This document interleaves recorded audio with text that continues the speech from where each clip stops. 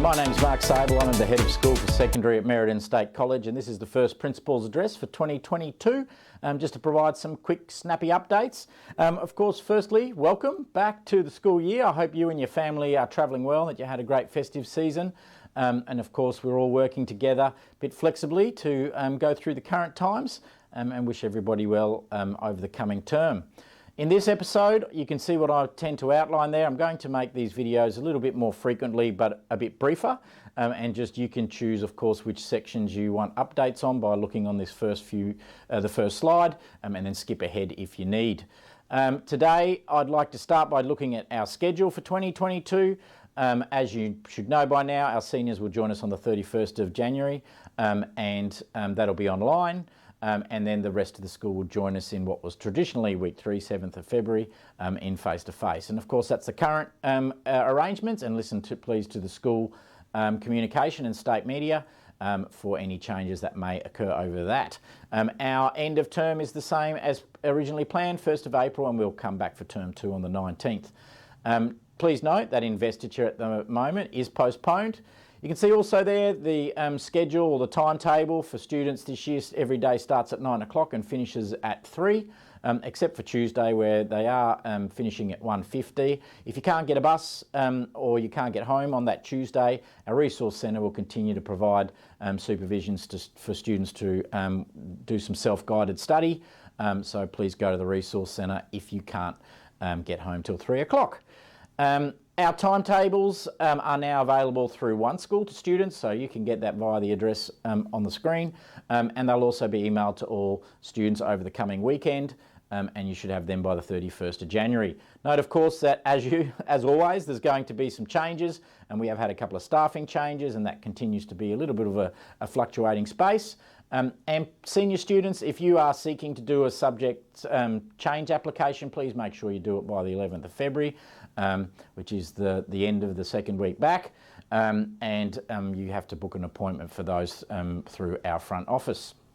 All right, for me, the main message in this presentation for students is get connected. Yep, make sure that before week or day 1 for you, you've got your technology sorted. Check your password. Most of you will have to reset your password because of the holiday period, and make sure you can get on an Outlook, got your Canvas set up with your access to your new courses, and your OneNote is ready to go if you're still using it.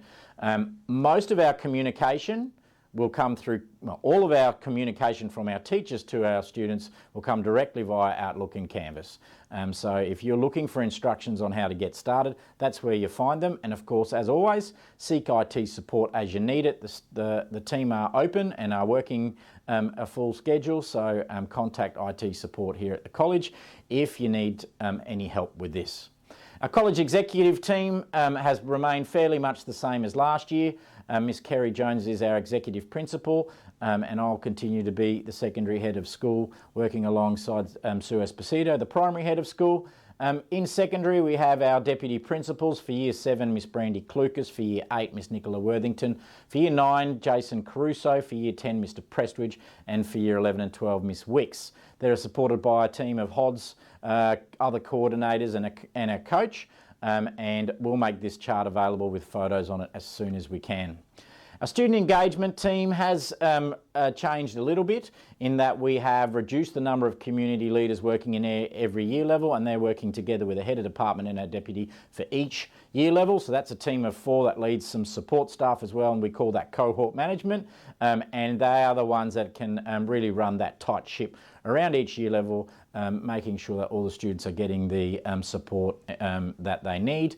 And that's, of course, parents' first point of call if there is an issue. So again, this chart is now being completed. We've also got our school-based youth health nurse, our 4 guidance officers at the college, and we've been very lucky to be joined by a psychologist this year as well. I'll talk more about this team in the coming episodes.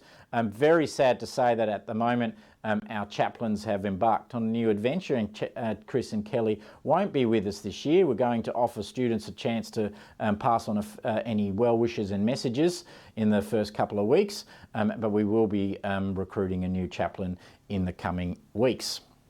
All right, our student leadership team has been also confirmed for the year. I will talk more again about this in coming episodes. Very excited to work with our newly elected student leaders. They'll again work in the four portfolios of wellbeing, fundraising, community and environment. And sorry again, Bradman, my video chroma keying is having an impact on your slides. If any of our students have any feedback or any suggestions or wish to start initiatives, you can see that there's four student leaders in every year level, one in each community, and then they are distributed across those four portfolios. So we'll introduce them in our first assembly in week 4, and please do talk to your student leaders, whom then I will meet with every fortnight to make sure that we are taking students' opinions seriously and enacting a lot of that feedback and suggestions that they have. So that concludes our first episode for this this term, I guess, this year. Welcome back. Do hope you're travelling well. Can't wait to see you, particularly face to face. And thank you very much for tuning in. Bye bye.